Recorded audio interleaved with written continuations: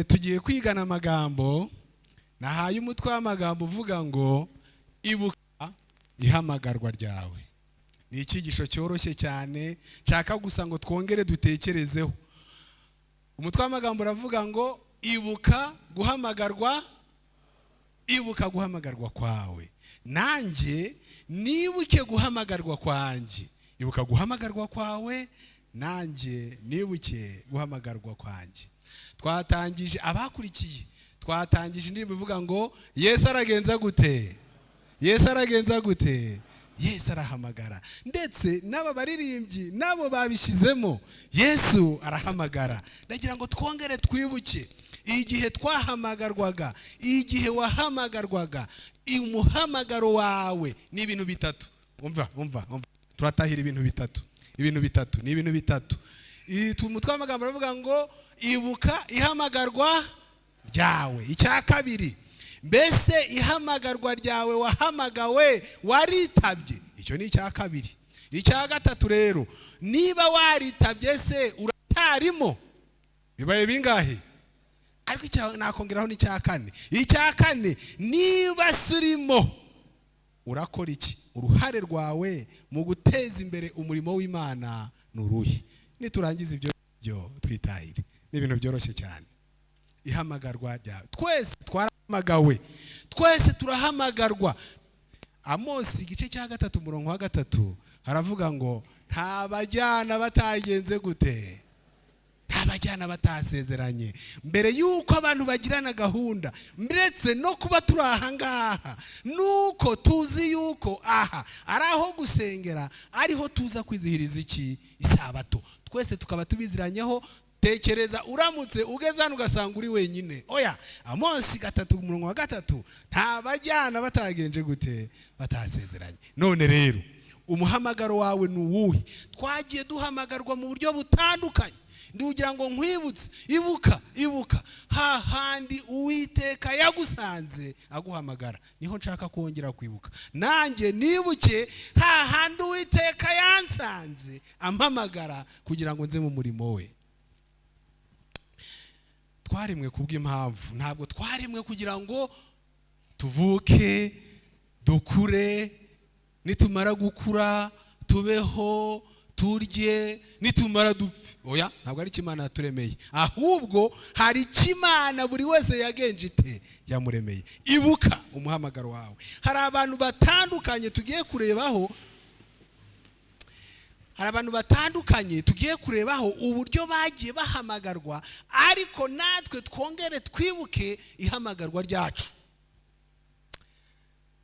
Iyo tugiye muri Matayo igice cya 9 umurongo wa 9, Matayo igice cya 9 umurongo wa 9, Yesu yari ari i Galilaya ari kugenda. Nuko ubwo yatambukaga abona umugabo witwa Matayo. Bibiliya iratubwira ngo Matayo uyu nguyu yari umugabo wari utuye i Kaperinaumu, niho yakomokaga.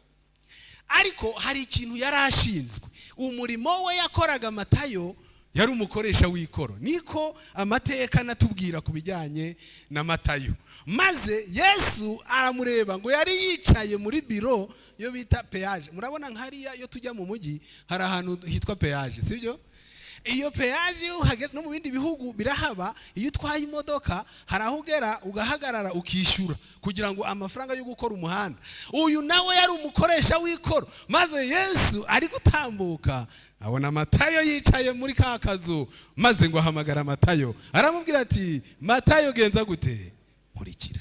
Matayo wari umukoresha w'ikoro. Yesu atangiye guhamagara abakoresha b'ikoro. Reka turebe, turabona abantu benshi. Wibuka ariko Yesu arahamagara abakoresha b'ikoro. Aramubwira ati, Matayo haguruka, haguruka unkurikire. Bibiliya tubwira ngo arahaguruka, nta mikizi, akurikira Yesu. Oko kanya aboneka mu ntumwa zande za Yesu. Uyu Matayo amaze gukurikira Yesu yakoze ibintu by'igitangaza. Niwe wanditse ubutumwa bwiza bwa Yesu nkuko bwanditswe nande. Muribuka ubutumwa bwe, muribuka ibintu birimo. Atangira kuganura, avuga amahistware, avuga kuvuka kwa Yesu, avuga ko Yesu yakomotse, ajya kuvuga abahirwa ni bande, maze arandika byinshi ibyo natwe uyu munsi tugenza gute dusoma maze tukanezerwa. Matayo kuko yari umukoresha w'ikoro, kuko yari mu bantu b'amafaranga, abahanga bavuga ko ugereranyije ubutumwa bwose uko ari bune, Matayo niwe wavuze cyane ibintu bijyanye n'amafaranga. Matayo igice usomye 9 igice cya 9 niho hatubwira umurimo yarashinzwe. Ariko Matayo akorwaho n'irarika, arahaguruka yemera guhamagarwa akurikira Yesu. Wowe bite? Wowe wahamagawe uri hehe? Mwibuke, wowe wahamagawe uri hehe? Hari abagize amahirwe itorero barivukiramo, bahamagarwa bari mu itorero. Hari abahamagawe bari mu bihe bigoye, hari abahamagawe bari mu gihe cy'uburwayi, bararemba, ariko umwuka w'Uwiteka kumusanga hariya, wa muntu afatirwa aho ngaho aribuka. Hari abahamagawe bari mu materaniro, aya materaniro public evangelism, materaniro yivuga butumwa, aho ngaho ubutumwa buravugwa maze ijambo rigufatira aho ngaho. Birashoboka. Mbese wowe wahamagawe uri he? Matayo yahamagawe ari umukoresha w'ikoro. Abakoresha b'ikoro niho twavuga abantu bo muri Rwanda Revenue uyu munsi, reka tubagereranye nabo ngabo. Arahamagarwa, ntabwo ari cyo gusa, ndugira ngo utekereze harya wowe uhamagarwa wari uri hehe? Kandi nyuma yo guhamagarwa, mbese umuhamagaro warawitabye? Mbese wawugumyemo? Niba warawugumyemo, uruhare rwawe mu murimo w'Imana uyu munsi nuruhi? Nibyo bibazo turi bwibaze. Hari undi muntu wahamagawe aranshimisha, maze ibye binkoraho nanjye numva ndanezerewe. Umugaragu w'Imana witwa Luka. Uyu nguyu ntabwo yari mu ntumwa za Yesu, munyumve neza. Uyu Luka ntabwo yari mu ntumwa za Yesu, oya, ahubwo uyu Luka yari umuganga. Iyo dusomye mu Bakolosayi igice cya 4 umurongo wa 14, ndetse baravuze ngo Luka umuganga ukundwa, n'urwandiko bari banditse. Maze uyu Luka dore uko byagenze ibye, aza kumva inkuru gusa. Turi kumutwa amagambo uvuga ngo ibuka ihamagarwa ryawe. Uyu Luka we ntago yari mu ntumwa za Yesu, ahubwo ngo yarumvishije. Yagenze ate? Tugira indirimbo bivuga ngo twumvise inkuru nziza ko Yesu akiza, izuwo munezero ko Yesu akiza. Uyu Luka we yarumvishe gusa, baramubwiye, maze Luka arabyumva. Abyumvishije yumva inkuru ya Yesu iraryoshye, maze ko kuryoherwa n'iyo nkuru ya Yesu, maze Luka ngo atangira gukora ubushakashatsi. Uyu muntu yari umuganga, ngo atangira gukora ubushakashatsi kugira ngo arusheho gusobanukirwa n'inkuru ya Yesu.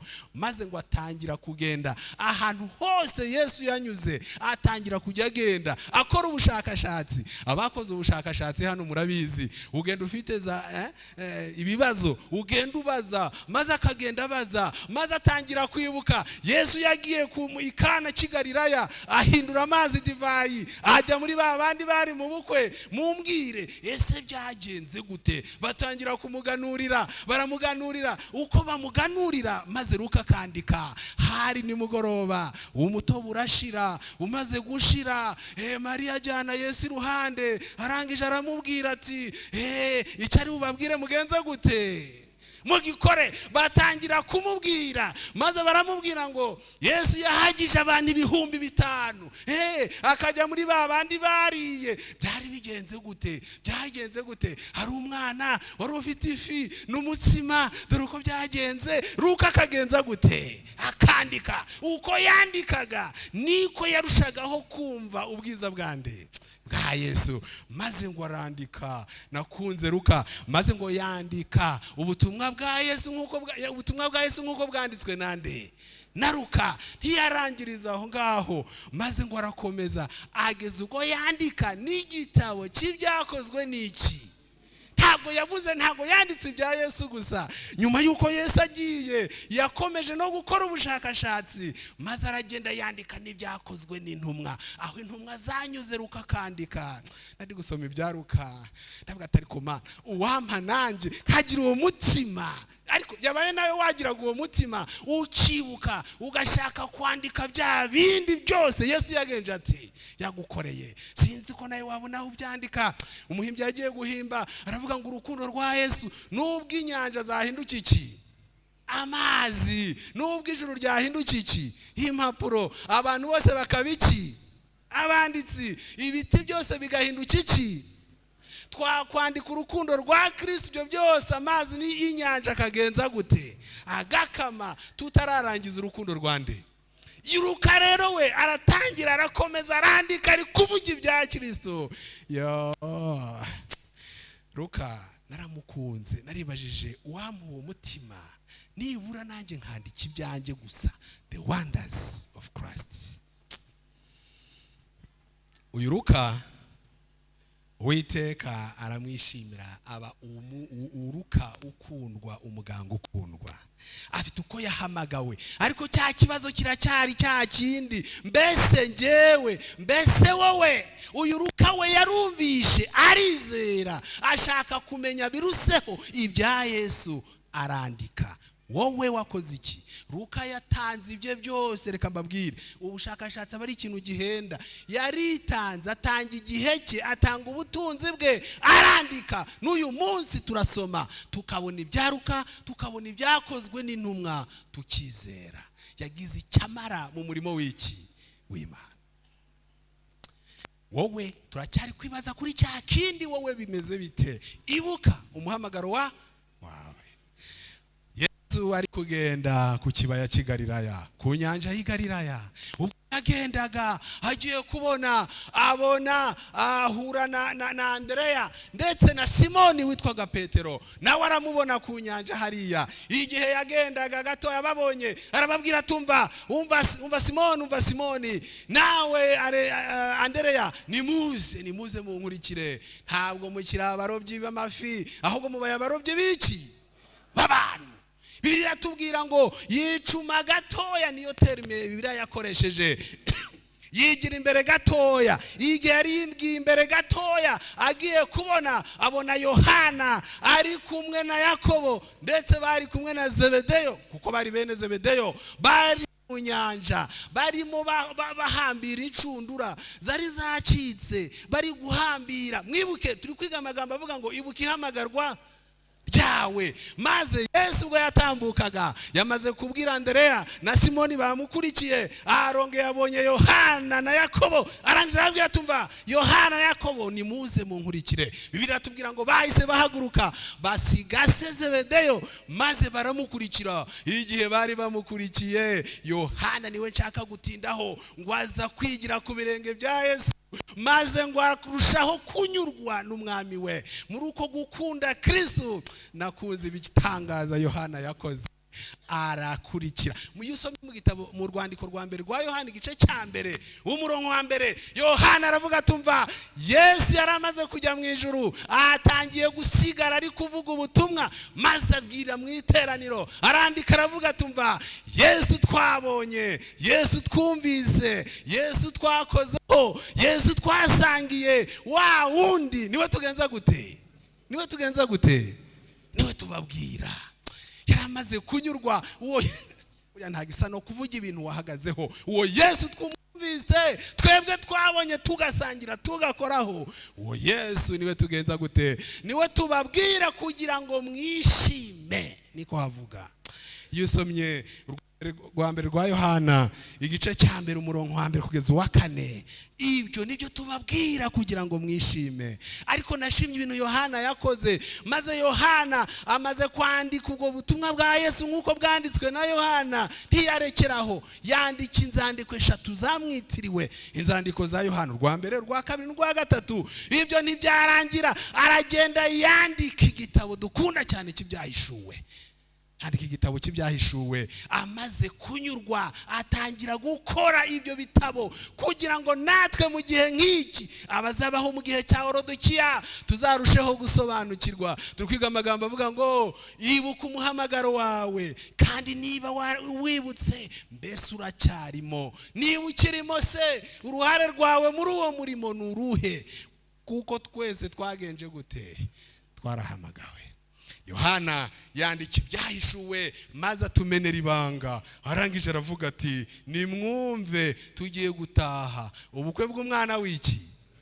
Ubukwe bw'umwana w'intama. Twese turi aha ngaha dutegereje tugiye gutaha ubukwe bw'umwana w'intama. Yohana naramukunze cyane, yabaye twagiraga amahirwe natwe tukaryoherwa. Ariko mwibuke umuhamagaro wacu niwo nshaka kugeraho.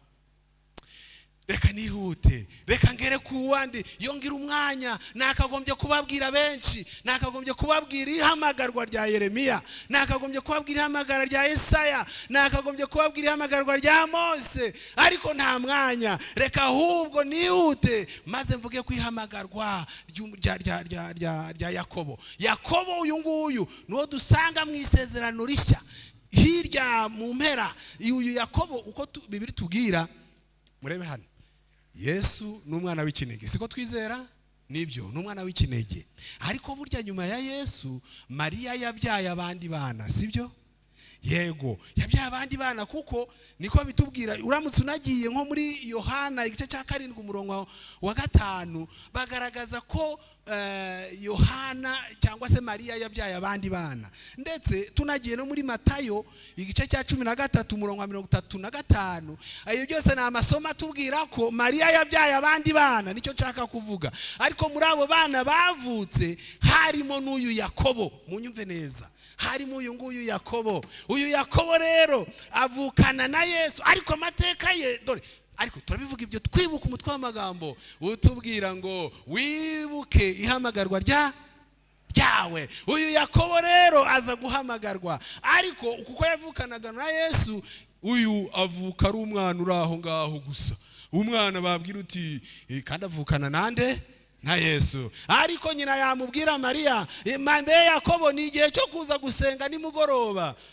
Reka da, akaba indifera, ntabwo abikozwa. Yakobo dore igaciro tugomba gukora ibi n'ibi mu itorero. Oya. Yakobo tujye gusenga ku isabato. Oya. Yakobo abana bananiranye iki n'ibiki kababwira. No mu miryango icyo kibazo tugenje gute? Turagifite. Umubyeyi agakora ibyo agomba gukora, akigisha. Ngaho twasengesheje mu gitondo na nimugoroba abana twagize, ariko bikanga ukabona umwe agenje ate Ikigali ho nibicika, ukabona ibiyobyabwenge, ibintu birakaze, uravuga nta kutagize. Ariko reka data we ni nko kuvomera mu kitoga. Uyu Yakobo niko yarameze. Yakobo ngwino dukora ibi. Oya. Yakobo nuko nguko yarari. Yakobo amenya ubutumwa yuko Yesu yahagije abantu 5,000. Hari abantu batumva. Yakobo dore Yesu yaje yavuye Lazaro. Ariko reka da ntakore. Hari abantu batagira nibinya. Turi hamwe? Iyi ntuziri kure ni byiza, ariko iri kure kabisa, ntabwo ndi kubumva. Anyway, noneho uyu Yakobo baho muri ubwo buzima nabugereranije n'ubuzima bw'abana dufite mu ngo zacu. Abana batunaniye, ibi ngibi ntawe ubisekera undi. Ariko babyeyi reka mbabwire, musenge ubudasiba. Maze cyaje gushimisha rero uyu Yakobo Yesu amaze gupfa.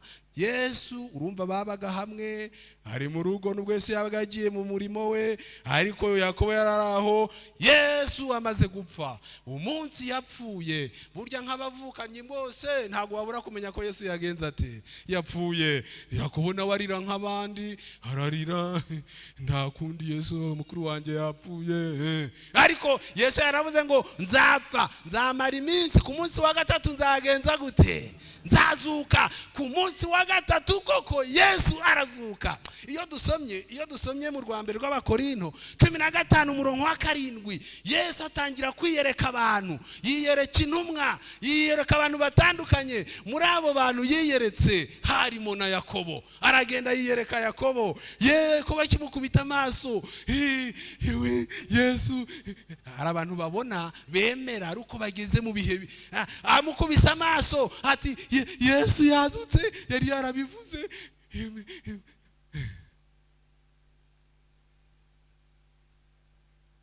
Icyo nicyo cyaje kuzana Yakobo. Yakobo yibutse ukuntu Yesu yapfuye, yibuka amagambo yavuze, yibuka ibitangaza yakoze, yibuka ukuntu yagendaga hejuru y'amazi, yibuka ukuntu yazuye agakobwa ka Yayiro, yibuka ibintu byose Yesu yakoze. Maze abyumvishije, anamubonye, yari yaravuze ngo umunsi wa gatatu nzazuka. Nibwo Yakobo yashubije umutima impembero, arangije ati baba we, bya bindi Yesu yavuze. Nibwo yatangiye kubona Yesu nk'umukiza we, arangije aca bugufi, arababara, ararira. Ariko reka mbabwire, igihe cyari cyamaze kugenza gute? Cyari cyarenze. Umwanya yagombaga kuba yarishimiye Yesu bari kumwe, ntago yabaye akiwubonye, kuko Yesu yamwiyeretse ubwo ntiyongeye kumubona ukundi amaso ku maso. Maze aragenda. Ariko icyashimishije, guhera ubwo Yakobo akorwaho, umutima wa Yakobo ufatwa miri. Yakobo akorwaho, yibuka agaciro ka Yesu, maze arangiza aca bugufi, atangira gusenga, arahinduka. Niyo mpamvu babyeyi mbabwira nti, n'abana tubyaye babandi Uwiteka azakora ibikomeye. Abo bana bashobora guhinduka, kandi dufite ingero nyinshi zaho utashoboraga gutekereza yahindutse akaba umuntu w'ingenzi mu muryango ndetse no mu itorero. Uyu nawe niko byagenze, arangije arahinduka. Iyo usomye, reka mbabwire, iyo usomye mu Byakozwe n'Intumwa igice cya 12 umurongo wa 7, uyu Yakobo yaje guhinduka inkingi ya mwamba mu itorero ry'i Yerusalemu. Nyuma yuko Yesu agiye, yaje guhinduka, ahinduka inkingi ya mwamba. Ndetse niyo urebye inama yabereye Yerusalemu, uyu Yakobo agaragara arimo avuganira abanyamahanga bari guhezwa. Reka mbabwire, burya umuntu wese igihe cye kigenza gute? Ihamagarwa rigira iki? Rigira igihe cye. Reka mbabwire ikintu cyantangaje.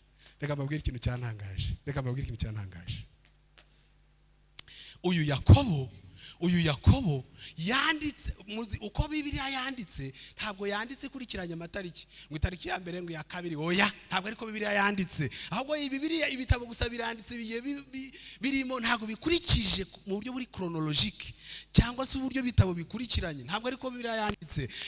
Iyo usomye Ministers Bible cyangwa se Bibiliya y'abagabura, bagenda bagaragaza igihe ibitabo byandikiwe. Usanga urwandiko rwa Yakobo rwanditswe mbere y'izindi nzandiko zose n'ibindi bitabo byose mu Isezerano Rishya. Mbese Yakobo yarakoze, amaze kwakira, amaze kubona Yesu azutse, akorwaho, maze atangira gukora ibyo bitangaza. Uwiteka amukoresha ibikomeye. N'uyu munsi natwe turi kwigira kuri Yakobo, ariko turi kwiga amagambo avuga ngo ibuka ihamagarwa ryawe, kandi kuryibuka, wibuke mbese uri hehe, mbese uracyarimo cyangwa nturimo. Reka mbabwire, guhamagarwa kwacu kwari uk'ubuntu gusa, nta muntu n'umwe wari ukwiye kuza. Nibyo mushiki wacu yadusomeye mu Baroma igice cya 3. Iyo usomye mu Baroma igice cya 3 umurongo wa 23 ndetse kageza no kuwa 24, aho ngaho hatugaragariza uburyo twese twaracumuye. Ariko reka mbabwire, mwe kugira ubwoba, kuko twese twacumuye ntitwashyikira ubwiza bw'iki, ntitwashyikira ubwiza bw'Imana. Ariko Uwiteka aracyari ku ngoma, aracyaturindiriye ngo arebe ko nibura twebwe gusa twemera, nubwo waba waraguye ariko ugira uko uhinduka. Reka dusome, tujye mu gitabo cy'Itangiriro. Mwibuka ibyo turi kwiga, tujye mu gitabo cy'Itangiriro igice cya 12. Bandimwe turi kwiga amagambo avuga ngo ibuka ihamagarwa ryawe, ibuka irarikwa ryawe. Igitabo cy'Itangiriro umurongo wa 12. Uyu murimo wagombaga gukorwa hari n'abamarayika, ariko Uwiteka ntiyabishimye. ashima ko abanyabyaha nkatwe twahamagawe, nubwo twahamagariwe mu cyaha, ariko Uwiteka aranadutoranya atugirira icyizere kugira ngo tuze tujye mu murimo we. Reka muri icyo gitabo mwahageze igice cya 12, ndabivuga rero nihuse kugira ngo ntabakereza. Maze muri iki gice cya 12 hari umurongo wa 10 turahasanga Aburahamu na Sarayi bajya mu Egiputa. Mu ndebe hano maze nihute, nimugera nimushake mu rugo mubisome, icyo nshaka ni ukwihuta mutavuga ngo nabatindishe. Maze hano Aburahamu ari kujyana na Sarayi, biri kwitubwira inzara yarateye. Imaze inzara iteye, Aburahamu afata umugore we Sara, maze ngo baragenda bahungira he uko mwabisomye? Mwegiputa. Bahungira Mwegiputa. Igihe bari bageze Mwegiputa, ariko bataragerayo, bari mu nzira, ngo Aburahamu, Aburahamu se wo kwizera, munyumve neza, Aburahamu se wo kwizera, ngo igihe bari mu nzira agira ubwoba. Umva, agira ubwoba. Niba ari ikintu kigiye kuduhemuza muri iyi si turimo, ni ikintu cyitwa ubwoba. Aburahamu agira ubwoba, maze areba Sara. Ngo Bibiliya tubwira ngo Sara yari umugore ngo yari umugore mwiza. Maze ngo uyu Aburahamu aramureba, aravuga atumva, ngiye Mwegiputa, aruko nubwo ngiyeyo bariya Abanyegiputa kandi baragenza gute? Bazanyica maze batware nde? Batware Sara.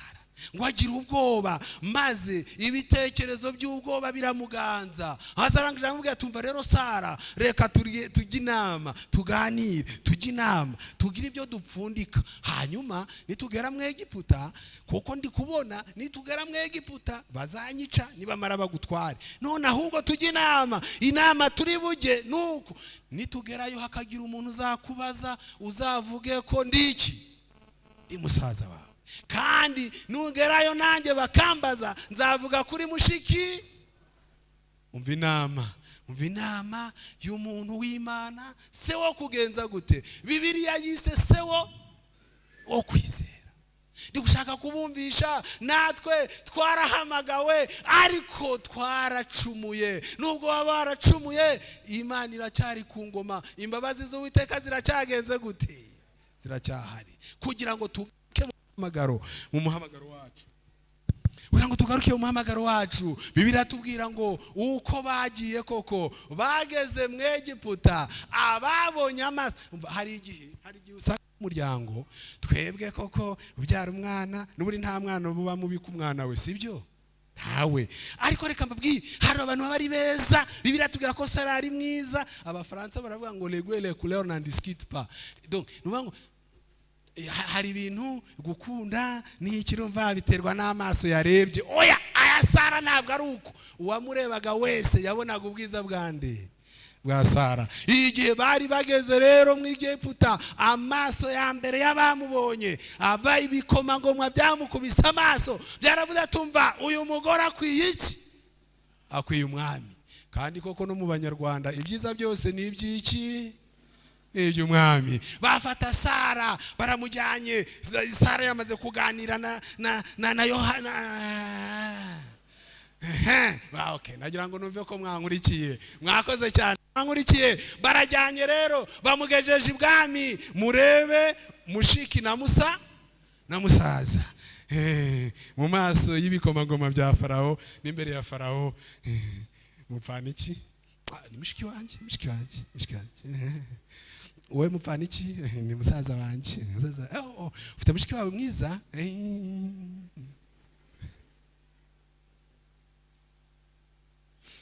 Ubwoba budukoresha uyu mwami wa Farawo kugira ngo ashimishe Aburahamu, maze ngo amuhereza abagaragu, amuha n'abaja. Amuha abagaragu, amuha abaja, amuhereza intama, amuhereza inka, amuhereza indogobe, amuhereza bya bintu byikorera. Ni indogobera, bya bindi byikorera biba bifite ingamiya. Ibintu byose aramurundira. Icyo Aburahamu yapfaga kwicura gusa no kwatsamura.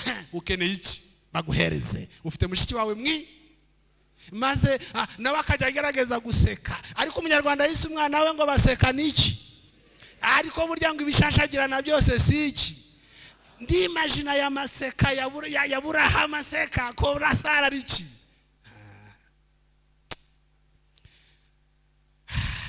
Madame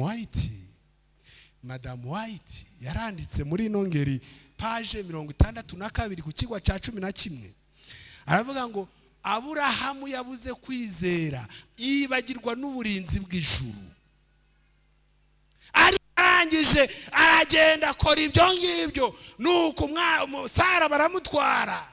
Ariko naye ndi gutekereza, murebe mu gitondo bari ibwami, Abraham ari gusubiza, uraho sister, harya uraho mushiki, uraho sister, mbega agahinda k'umugabo n'umugore. Abagabo babikora ahangaha byaba icyaje gukurikira. Imana ni nziza, Imana ni nziza. Madamu ati yaranditse ngo ntabwo yashoboraga kwemerera ko umudamu uzakomokaho ishyanga ryera ajya gucunaguzwa na bariya bantu. Iyo ko kanya kubera ko bafashe Sara, nubwo ntuza yaviriranaga mu cyaha cye, ngo maze ibinyoro, ibibazo, ibinyoro, ibisebe ikibikwira mu nzi bwami, kugira ngo badakora kurinde, ko badakora kurinde, badakora kuri Sara.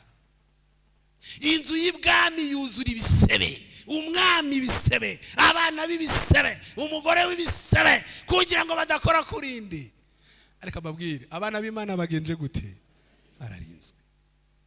Kugeza ubwo uyu mwami yatangiye gutekereza bati, ariko ibi bintu uko bitabagaho aba bantu bataraza bimeze bite? Arangira avuga, tumva ntabwo ari gusa, uyu muntu ashobora kuba yarambeshye. Arangije aramuhamagara, kuki wambeshye, kuki wambeshye?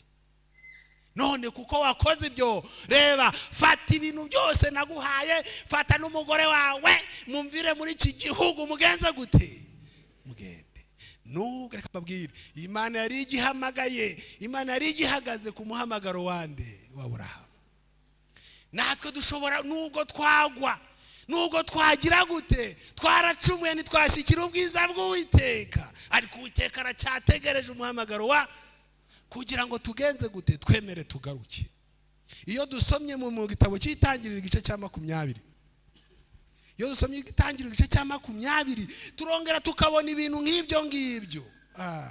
Igice cya 20 umurongo wa mbere, reka mbabwiye, ibi bintu biratangaje. Igice cya 20 umurongo wa mbere kugeza wa 18, mujya aho ngaho mwandike, murasoma mugeze muhira, mu ndebe twihute. Iki kintu cyarongeye kuba uyu Aburahamu, ibyo sinzi impamvu yasubiye mu cyaha nk'icyo ngicyo. Niba ari uko yabonye kibyaye umusaruro, yabonye ibintu byinshi, abona ingamiya, abona abaja, abona abagaragu, nuko aranezerwa, yumva ko iturufu yagenze ite, yariye. Ageze mu gice cya 20, arongera yaragiye mu gihugu cy'Abemeleki, kiyobowe n'Abimeleki, agezeyo arongera azana ya turufu. Mve rero Abimeleki, dusubiye hari mu gice cya 20, mu gice cya 20 umurongo wa mbere kugeza wa 18, mu ndebe hano gusa nihute. Arongera aramubwira, tumva, mbe Sara, urabona bya bindi twakoze ubushize byagenze gute? Byarariye. Za mvugo zacu, none rero go byariye kuri we. Ntaje Mana, dushobora kumuseka ngiki nibiki, ariko agahuka ari kuwundi kagenza gute, karahandurika. Arongera agiye kubonana n'umwami w'Abameleki mu gihugu cyitwaga Garari, mu gihugu cy'Igarari. Yego, mu gihugu cy'Igarari cyari kiyobowe n'umwami witwa Abimeleki. Agezeyo nabwo avuganye na Sara, mbe Sara, nitugerayo ndabizi ubwiza bwawe buzankoraho, ariko noneho nitunagerayo, dore n'ibyambere twarabivuze bicamo, nabyo nitugerayo uvuge ko ndi musaza wawe, nanjye nzavuga kuri mushiki wanjye. Barongera baragenda, bagezeyo rero umwami ko kwa Abimeleki igihe yakubitaga amaso Sara, bwa bwiza bwa Sara buramukurura, kuko ibyiza byose ari iby'umwami. Aragenda nawe ajya gufata uwo Sara, aramufata aramujyana. igihe yaramujyanye arabajije, wabandi yabanje kubaza, abaza Aburahamu, uyu mupfana iki? Asubiye isubiracyaha, ni mushiki wanjye. Arongeye abaza Sara, uyu ni iki? Ni musaza wanjye. Okay, Imana ishimwe. Aramutwara igihe yararyamye aryamye. Imana ni nziza. Igihe yararyamye, Uwiteka mubonekera mu nzozi, aramubwira tumva, uri ntumbi ryamye, ngiye kukwica, urapfa. Ndazira iki se Mana? Atangira ikiganiro n'Uwiteka. Uwiteka aramubwira ngo ufite umugore wundi mugabo, uwo mugore n'uwundi mugabo. Maze ngo batangira, uyu mugabo atangira kuvuga atariko Mana, jewe ndarengana. Uriya muntu ntiyavuze ngo turi kwiga amagambo avuga ngo ibuka ihamagarwa ryawe. Aravuga atariko Mana, mbese birashoboka ko wakwica, wasenya ishyanga ryera? Birashoboka ritagize icyaha. Jewe icyo nakoze ni iki? Icyo nakoze cyose umutima ntucira urubanza, ndetse ibiganza byanjye ntago byanduye, kuko ari we yavuze ko ari musaza we, ari we yavuze ko ari mushiki we. Ikibazo nakoze ni ikihe? Icyaha nakoze ni ikihe? Maze Uwiteka aramubwira ngo nibyo koko nanze kuncumuraho, ariko yo bitaba njyewe wari kuba wabikoze. Imana irimo irarwanirira umugaragu wayo Aburahamu, irimo iramurwanira. Uwiteka arangije aramubwira ati ahubwo fata uwo mugore, fata Sara, umusubize umugabo we, n'umuhanuzi, kandi agusengere, azagusengera ubone kuramba. Narindi kwibaza, bavandimwe mumbwire, mbese koko Aburahamu yarakwiye gusengera uyu mugara, yarakwiye gusengera uyu mwami? Muri ibyo bintu no kugwa kwe n'ibyaha bye n'ibyo byose, ariko Uwiteka aracyamuhagazeho, genda azana gusengera ubone kuramba. Hari abantu mwumve, hari abantu bajya bitwaza kuri bashaka kurwanya gahunda y'itorero, ariko ubundi kuki uriya bikora, reka nanjye nabikora. Twese se ntitwagize, twese se ntituri abagabo, twese se ntitwasomye, ariko ubundi se nibye mwana umwe, ubundi se njyewe se kuki ntabeza twisaza njyewe se kuki ntabatiza, njyewe se ubundi si ibyo byanditse hese n'ibyo umuntu umwe ziri. Oya, nubwo Aburahamu yari yaguye mu cyaha, ariko Uwiteka yarakigenje gute? Amureba. N'umuhanuzi ugenda umva, Bibiliya iratangaje. Igihe uyu mwami yafataga Sara, igihe yibeshyaga akajya kurambura amaboko, ubugumba bwaje urugo ibwami, ari umugore w'umwami, ari abaja be, ntawongeye gutwita kugeza ubwo yarekuye Sara. Ariko ubwoko bw'Imana burarinzwe. Uzagenda gusengere uyu mwami. Bukeye mu gitondo arabyuka, mu gitondo ahamagara abagaragu n'abaja, muze mbabwire ibyabaye. Ahamagara Aburahamu, niki cyatumye ukora ibyo ngibyo ukatubeshya? Kuki utavuze ko ari mushiki wawe? Kuki wavuze ngo ni mushiki wawe nkajya gukora ibyaha bimeze gutyo? Kuki utambwi? Undi aravuga ati narinzi ko hano nta bantu bagenza gute, bubaha Imana. Nenze ko nta bantu bubaha Imana, niyo mpamvu naje kuvuga ibyo ngibyo. Ariko n'ubwoba bwari bwamuteye, maze uyabimereka aravuga tumva, fata umugaragu wawe n'ibintu byose wabonye, kandi igihugu cyanjye cyose kikuri imbere, aho ushaka gutura bari ugenda ujya kugenza gute? Gutura. N'ibyo naguhaye byose ugenze gute? Ubijyane. Maze ngo Aburahamu asengera uyu mwami w'Abimeleki mu rugo rwe. Umugore warongera arasama, n'abagaragu barongera barasama. Uko Uwiteka yaravuze ati uzagenda azagusengera, nibwo uzabona kuramba. Ibi mbivugiye iki? Turi kubivuga yuko umuhamagaro uyu Aburahamu yari yarahamagawe, ariko mu muhamagaro we aragwa, arabeshya. Umuhamagaro wagira ubwoba. Njya nibaza impamvu ki. Reka mbabwire,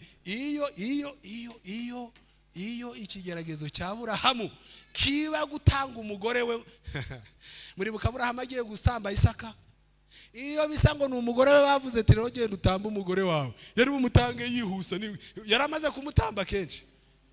Rero umuntu wari umuhaye kwa Farawo ariko umushyira Abameleki, yari bwumva ubuhebure. Noneho urajya gutamba umwana. ariko iki ngiki ni iki? na Aburahamu se wo kwizera yagenje gute? yaraguye, nawe ntiyashyikira ubwiza bwe. Nubwo Bibiliya imwita se wo kwizera, natwe nuko tumeze, twaracumuye ntitwashyikira ubwiza bw'Imana, ariko umuhamagaro wacu uracyafite iki? agaciro. Bavandimwe, umuhamagaro wacu uracyafite agaciro. Nubwo twakoze bya bindi byose, tugacumura hahandi, tukagwa hahandi, n'uyu munsi tukaba tubirimo, ariko ibuka, umutwe w'amagambo uravuga ngo ibuka umuhamagaro wawe. Numara kuwibuka, wibuke mbese uracyawurimo. niba ukiwurimo, uri gukora iki kugira ngo umurimo w'Imana ugenze gute? ujye mbere. Nubwo twaba twaracumuye, yego nta byera ngo de, ariko turakenewe mu murimo w'Uwiteka, kandi niduca bugufi tukemera kuyoborwa n'Uwiteka, azatugirira neza. tuzerezwa hehe? mu murimo. Burya twerezwa mu murimo. Reka natwe twumve guhamagarwa kwacu, twongere twibuke ihamagarwa ryacu. hahandi Uwiteka yagusanze, hahandi yasanze Aburahamu, hahandi yasanze Matayo, hahandi yasanze Luka, hahandi yasanze Yakobo, hahandi yasanze Mariko, hahandi yasanze wowe, hahandi yasanze njyewe. Mbese nakiriye irarika rye, nyuma yuko ryakiriye mbihagazemo gute? Mbese nabivuyemo? Mbese ndi gukora uruhe ruhari kugira ngo wongere witange bushya, usabe Uwiteka yongere yakire kwitanga kwawe kuri aya manywa, kugira ngo twongere kugaruka mu murimo w'Imana, dufatanyirize n'abandi bose biteguye gukora kugira ngo uyu murimo w'Uwiteka ubashe kujya mbere. Niko gusaba kwanjye, mbasabira kandi nanjye nisabira mu izina ryiza rya Yesu, amen. Kwiringira TV, ubutumwa bwiza kuri benshi, gukizwa kwa benshi. Matayo 24 umurongo wa 14.